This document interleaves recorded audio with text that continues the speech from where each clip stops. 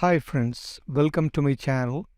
Today I'm going to explain you how to create a system restore point on Windows 10 or Windows 11.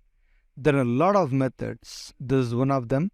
In coming videos I will post it one by one and lot of other videos as well as in different topics. Creating system restore point in Windows 10 and 11, it's relatively simple process.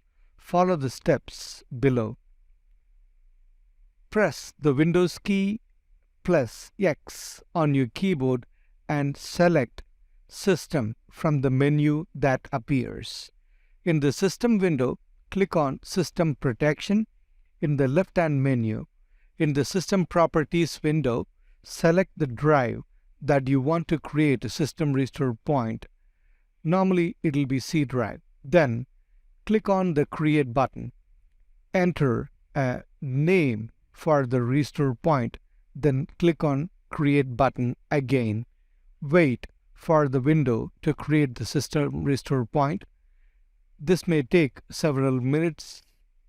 Once the restore point has been created, you will see a message confirming that it was successfully created.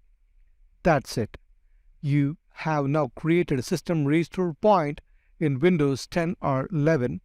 It's a good idea to create restore points regularly, especially before making major changes on your system, as they can be used to revert your system to a previous state if something goes wrong.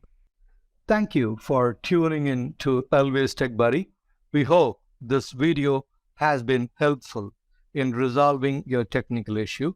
If you have any questions or need further assistance, don't hesitate to leave us a comment below. And don't forget to smash the subscribe button. If you like this video, hit the like button and hit the notification icon so that you will never miss an update from us. Until next time, keep on teching.